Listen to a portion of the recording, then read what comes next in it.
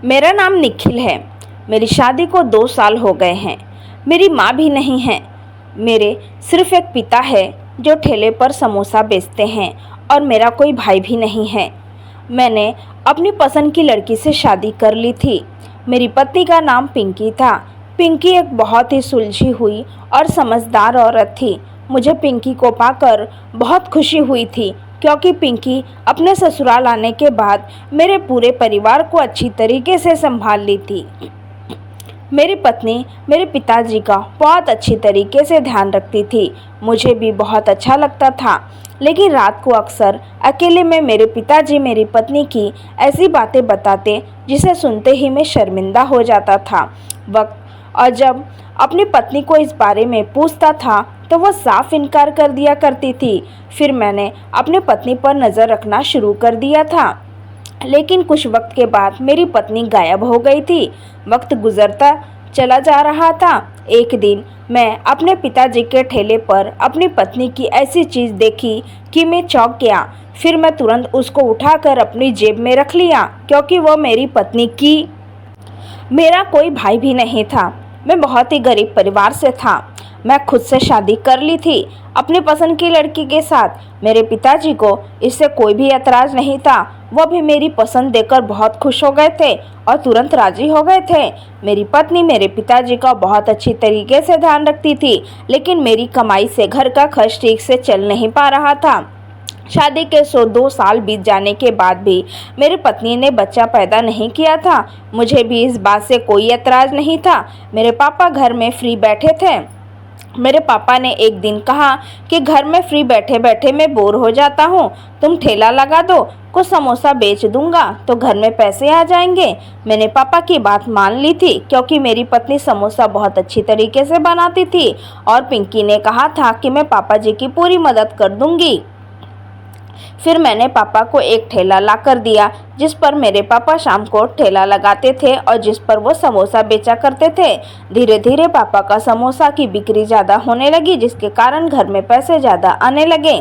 मेरे पापा मेरे से ज़्यादा कमाने लगे। एक दिन जब मैं अपने ऑफिस से घर पर आया तब मैंने देखा पिताजी घर पर जल्दी ही आ गए थे। मैंने पिताजी से उनका हाल चाल पूछा तब पिताजी कहने लगे कि बेटा मैं ठीक हूँ, मेरी चिंता मत करो। मेरी बहू ने मेरी इतनी अच्छी तरीके से मसाज की है कि पूरे शरीर की मेरी सारी थकान उतर गई है। पिताजी की ये बात सुनकर मैं चौंक गया। मुझे बहुत गुस्सा आया था, हालांकि मुझे गुस्सा नहीं होना चाहिए था। यह अच्छी बात थी कि मेरी पत्नी मेरे पिताजी का इतनी अच्छी तरीके से ध्यान रख रही थी, लेकिन पूरे शरीर की मसाज करना मुझे ठीक नहीं लगा था क्योंकि मैं भी ऑफिस से आता था, पूरे तरीके से थक जाता था, लेकिन मेरी पत्नी मेरे शरीर का मसाज कभी नहीं करती थी। फिर पिताजी के शरीर का मसाज करना, इस बात से मुझे बहुत गुस्सा आ रहा था। उस समय मेरी पत्नी वहाँ मौजूद नहीं थी, वह किचन में खाना निकालने गई थी। तभी मेरे पिताजी ने यह बात मेरे से कही थी। जब मेरी पत्नी खाना लेकर आई तब मैंने किया पिताजी के सामने ही पूछ लूँ, लेकिन मैंने सोचा पिताजी को कहीं बुरा न लग जाए, इसीलिए अपनी पत्नी से उस वक्त मैंने कुछ भी नहीं पूछा था। खाना खाने के बाद जब हम बेडरूम में गए मैंने अपने पत्नी से पूछा, क्या तुमने आज पापा के पूरे शरीर की मसाज की हो?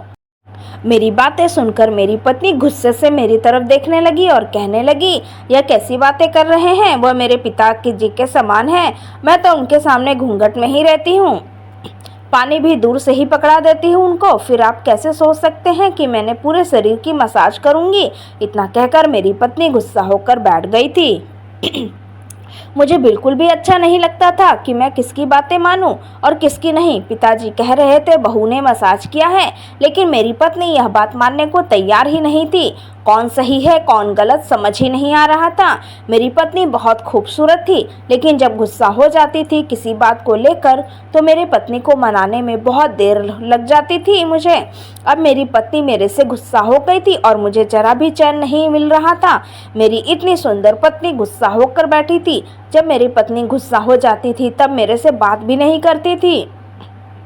उसकी प्यार भरी बातें सुनने की मुझे आदत पड़ गई थी, इसीलिए मैं अपनी पत्नी को जल्दी नाराज़ नहीं करता था। हमारे बीच छोटी छोटी नोकझोंक हो जाया करती थी, लेकिन बड़ी बड़ी लड़ाई कभी नहीं हुई थी।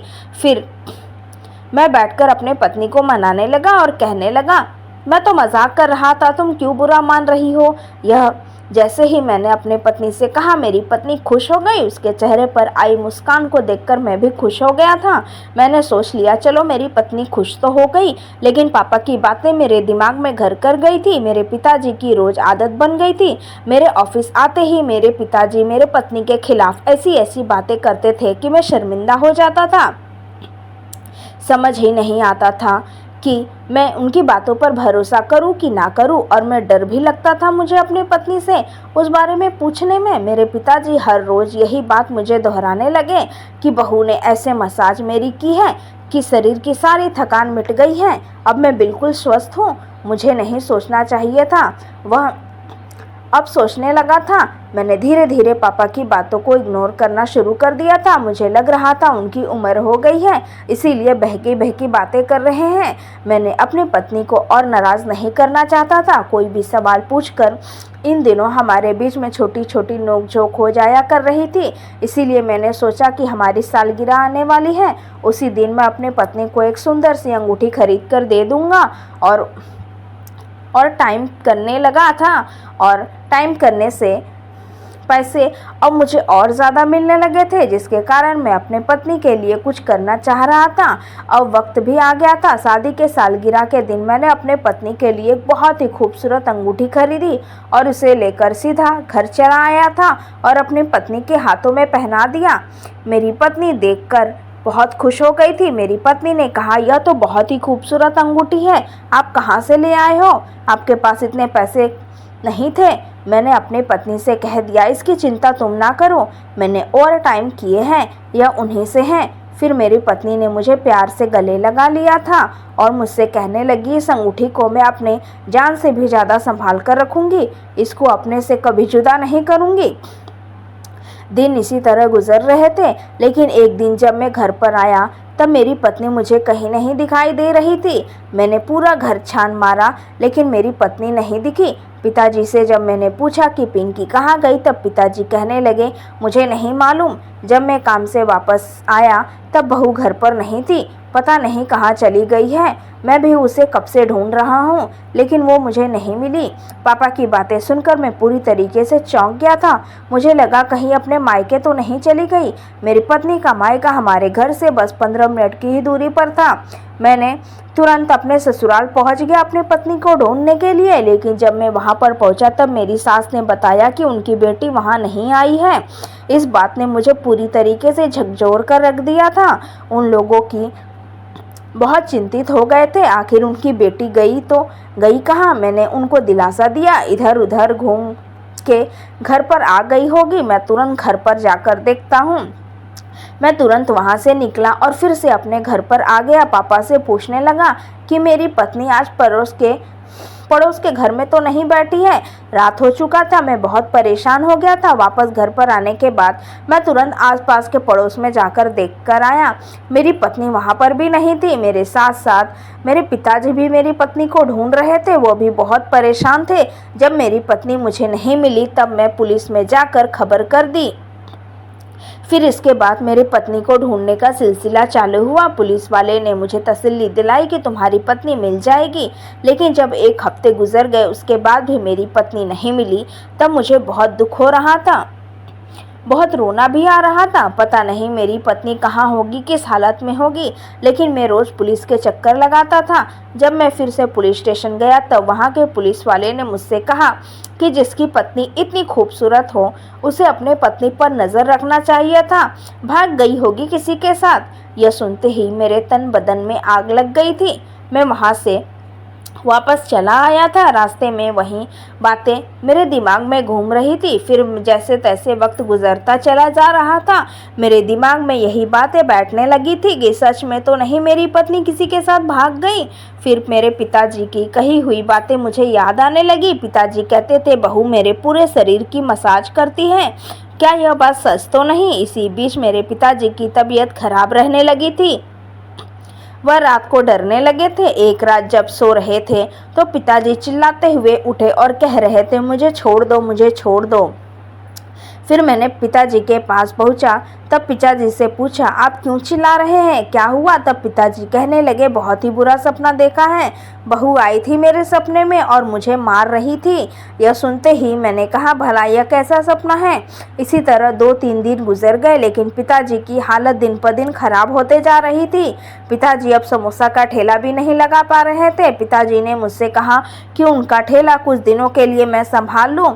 मैं जॉब से आने के बाद समोसा का ठेला लगाने के लिए चला गया, लेकिन जब मैं खड़े होकर समोसे बेच रहा था, उस वक्त ठेले पर मेरी नज़र गई तो मैंने देखा उसके ऊपर एक ऐसी चीज़ गिरी थी जिसे देखकर मैंने अपने होश खो दिए। मुझे समझ ही नहीं आ रहा था, भला यह कैसे हो सकता है।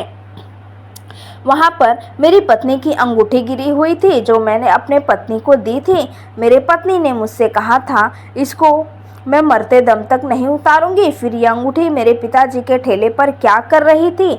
मैंने तुरंत वह अंगूठी अपने जेब में रख ली और फिर उस दिन जल्दी ठेला लेकर घर पर चला आया और वह अंगूठी लेकर पिताजी को दिखाने लगा। पिताजी ने जैसे ही वह अंगूठी देखी वह घबरा गए, उनके पूरे चेहरे पर पसीने आ गए थे। वह हड़बड़ाकर बोल रहे थे, फिर रोने लगे और मेरे कदमों में आकर गिर गए और मुझसे कहने लगे, बेटा मुझे माफ़ कर दो, मुझसे बहुत बड़ी गलती हो गई है। मैंने पिताजी से कहा, पिताजी आप क्या कर रहे हैं हो? कैसी गलती, किस गलती के बारे में बातें कर रहे हो? मेरे पिताजी ने मुझसे कहने लगे, बेटा तुम बहू को जिस दिन से घर पर लाए थे उसी दिन बहू को देखकर मेरी नीयत उस पर खराब हो गई थी। इतनी खूबसूरत बहू मेरी बरसों से तमन्ना थी कि मेरी शादी किसी खूबसूरत लड़की के साथ हो, लेकिन तुम्हारी माँ खूबसूरत नहीं थी, इसीलिए मैंने अपनी ख्वाहिश को दबा दिया था। लेकिन जैसे ही मैंने इतनी खूबसूरत बहू देखी मेरी नीयत उस पर खराब हो गई थी और मैं वक्त ढूंढने लगा मुझे कब टाइम मिले और मैं उसका साथ कुछ कर दूं। इसके लिए मैंने बहू को धीरे धीरे टच करना शुरू कर दिया था। इसीलिए मैं तुम्हें भड़काता था कि बहू मेरे पूरे शरीर का मसाज करती है ताकि तुम्हें गुस्सा आ जाए और तुम बहू को छोड़ दो और उसके बाद मैं बहू को अपना लूं। लेकिन इसके बाद भी जब तुम इस बात पर असर नहीं हुआ तब मुझे बहुत गुस्सा आया था। मुझे बहू को बस पाने की तमन्ना थी किसी भी तरीके से। जब उस दिन तुम ऑफिस चले गए तब मेरे ऊपर भूत सवार हो गया था और मैं किसी भी तरीके से उस दिन बहू को अपना बनाना चाहता था। इसीलिए मैंने उसके कमरे में पहुंच गया था और कमरे में जाने के बाद मैंने दरवाज़ा बंद कर लिया था और अंदर से उसके बाद मैंने बहू की इज्जत को तार तार कर दिया था। बहू खूब चिल्ला रही थी, मुझसे कह रही थी यह तुमको सब कुछ बता देगी। जब मैं उसकी इज्जत को तार तार कर दिया इसके बाद वह तुरंत कमरे से निकल गई। मैं उसको पकड़ना जा रहा था लेकिन वह इतनी तेजी कदमों से सीढ़ियों से उतर रही थी कि उसका पैर ही फिसल गया सीढ़ियों से और वह पास के दीवार से जा टकराई और उसके बाद उसके सर से बहुत सारा खून निकलने लगा और बहू की मौके पर ही मौत हो गई थी। फिर मैं बहुत घबरा गया था। मुझे बहू की लाश को तुम्हारे घर पर आने से पहले ही ठिकाने लगाना था, इसीलिए मैंने एक गोनी में बहू की लाश को बांध दिया और उसके बाद ठेले पर रख लिया। ठेले को ले जाकर लाश को ठिकाने लगाने लगा। मैंने लाश को नहर में फेंक दिया था और उसके बाद घर चला आया था, लेकिन पता नहीं बहू की अंगूठी ठेले पर कैसे रह गई थी, उस पर मेरा ध्यान ही नहीं गया था। पापा की ये बातें मुझे झकझोर के रख दी थी। समझ ही नहीं आ रहा था कि मैं पापा के साथ क्या करूं। मन तो कर रहा था उनका गला ही घोंट दूं, लेकिन मैं ऐसा नहीं कर सकता था। मैंने पुलिस में इस बात की खबर कर दी। पुलिस वाले को जैसे ही इस बात के बारे में पता चला तो वह तुरंत पिताजी को गिरफ्तार कर ली और जिस शहर में मेरे पिताजी ने मेरे पत्नी को फेंका था उसकी लाश को ढूंढने लगे, लेकिन वहाँ पर भी मेरी पत्नी का कोई अता पता नहीं चला। मेरी पत्नी की लाश नहीं मिली। मेरे पापा की तबीयत ऐसे ही खराब चल रही थी।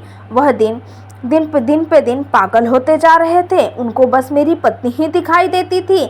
जब उनको पागल खाने में भर्ती कराया गया, लेकिन एक हफ्ता वहां गुजारने के बाद उनकी तबीयत और ज़्यादा बिगड़ गई थी और एक दिन उनकी मौके पर ही मौत हो गई थी।